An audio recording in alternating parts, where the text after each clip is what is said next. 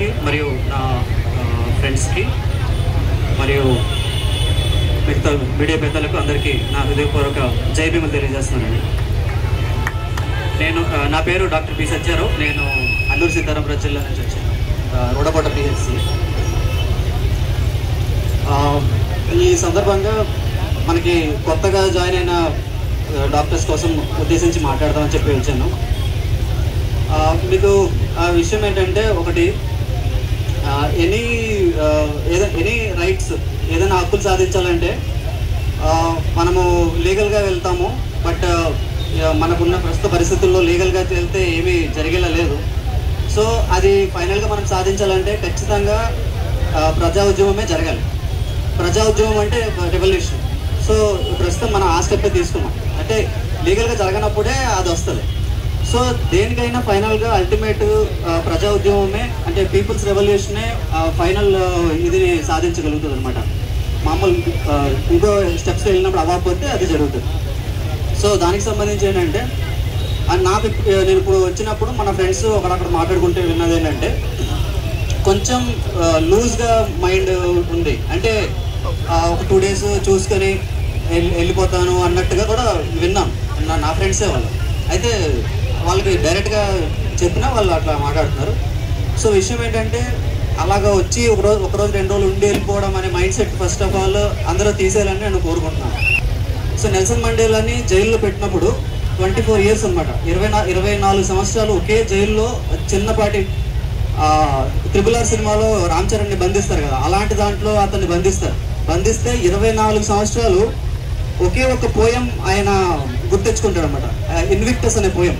Invictus అనే poem ఏం చెప్తుందంటే, ఎన్ని కష్టాలు వచ్చినా ఇంకా తట్టుకోమని చెప్పి. అంటే ఒక ఉగ్రవాది తను ఆత్మహత్య చేసుకుంటే భగవంతుడి దగ్గరికి వెళ్ళిపోతాననేది ఎంత బలమైన కండిషనింగో, మనం ఇలా హక్కులు సాధించుకుంటామనేది కూడా అంతే బలమైన కండిషన్ కావాలన్నమాట. సో మన మైండ్ని ఎంత బాగా కండిషనింగ్ చేసుకుంటున్నాం అనేది మోస్ట్ ఇంపార్టెంట్.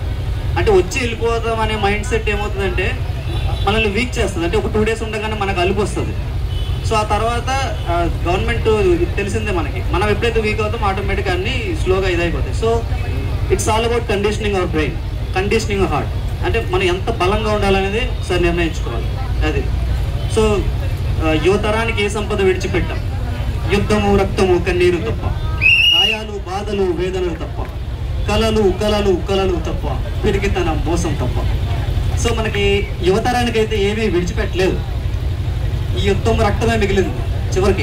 చివరికి మనలాంటి ఒక ప్రొఫెషనల్స్, అంటే ఇంత ఎడ్యుకేట్ అయ్యి ఇంత చదువుకొని అసలు ఒక రోడ్డు మీదకి రావడమే తెలియని మనకి ఈ రోజున ఇలా ఇక్కడ దాకా రప్పించారంటే అసలు పరిస్థితి ఎలా ఉందో ఒకసారి అర్థం చేసుకోవాలి. సో అంటే లైట్ తీసుకోవడం అనేది ఇంకా లేదు. ఎందుకు లేదంటే, ఒకప్పుడు మామూలుగా చిన్న స్థాయి, అంటే Class 4 ఎంప్లాయీస్ ఎక్కువ రోడ్ల మీద వచ్చేవాళ్ళు. మామూలుగా మనం అసలు వచ్చేవాళ్ళం కాదు. అలాంటిది ఈ రోజున ఇలా ఉన్నామంటే ఒక్కసారి గుర్తెచ్చుకోవాలి అదంతా. సో ఇది ముఖ్యంగా ఏంటంటే, మనము అంటే లైట్ అవ్వకూడదు, మైండ్ని కొంచెం స్ట్రాంగ్గా పెట్టుకోండి అని చెప్పడమే నా ముఖ్య ఉద్దేశం. సో అట్లా. సో ఇప్పుడు ఎంతో దూరం నుంచి మీరు వచ్చి ఉంటారు ప్రెజెంట్ అయితే. సో అది ఇంకోటి ఏంటంటే, లాస్ట్ టైం కూడా మన ఐఎస్ఆర్ నుంచి వచ్చాము. అయితే మేము గొప్ప అని చెప్పుకోవడం కోసం కాదు, అలా ఉన్నది చెప్పుకుంటే ఇంకా స్టిమ్యులేట్ అవుతారు, మోటివేట్ అవుతారని చెప్పడం అంతే. అదొకటి. అందులో కూడా 2 ప్రెగ్నెంట్ ఉమెన్ ఉన్నారు సార్. సో నేను మనస్ఫూర్తిగా వాళ్ళకి నా కృతజ్ఞతలు తెలియజేస్తున్నాను. ఎందుకంటే మనము అబ్బాయిలు వచ్చేయడం కొంతవరకు ఈజీయే, కానీ ప్రెగ్నెంట్ ఉమెన్ రావడం అనేది చిన్న విషయం కాదు. సో అది అయితే వాళ్ళకు కూడా నాకు ప్రత్యేకంగా కృతజ్ఞతలు తెలియజేస్తున్నాను మా తరఫున. సార్ మీరు ఏం చెప్తే అదే మేము చివరి దాకా నిలబడతాం sir. We believe in our state panel decisions and calls. మీరు ఏం చేస్తే దాని వెనకాల మేము ఇంకా బ్లైండ్గా వచ్చేయడం సార్. No logics. ఇంకా అంటే సార్ ఎలా చెప్పాడు కాబట్టి ఎలాగై ఉంటుంది, అలా చెప్తే ఎలాగై ఉంటుంది, ఇన్ని లాజిక్లు అయితే చేసే ఓపిక లేదు. ఓపిక కాదు కానీ నమ్మకం ఉంది ముఖ్యంగా. సో ఓపిక అయితే ఉంది లాజిక్లు ఎత్తాలంటే, కానీ నమ్మకం ముఖ్యంగా ఉంది. మీరు ఎంత దూరం వచ్చారు, ఎంత కష్టపడి మన అసోసియేషన్ నడిపిస్తున్నారంటే ఖచ్చితంగా మిమ్మల్ని నమ్మి మేము ఖచ్చితంగా ముందుకెళ్తాం. ఏఎస్ఆర్ జిల్లా తరఫున మీకు తెలియజేస్తున్నాను సార్, ఖచ్చితంగా మేమైతే ముందుంటాం. ఇంకోటి ఫైనల్గా ఒకటి మీ అందరికి కొంచెం మోటివేట్ చేయడానికి ఒక మాట. ఇల్లేమో దూరం అసలే చీకటి గాఢాంధకారం, దారంతా గతుకులు, చేతిలో దీపం లేదు, కానీ గుండెల నిండా ధైర్యం ఉంది. ఆ ధైర్యాన్ని మనము కవచంగా చేసుకుని ముందుకెళ్ళాలి. ఒక నెలైనా 2 నెలలైనా మనం ఇదే పోరాట స్ఫూర్తిని చూపించాలి.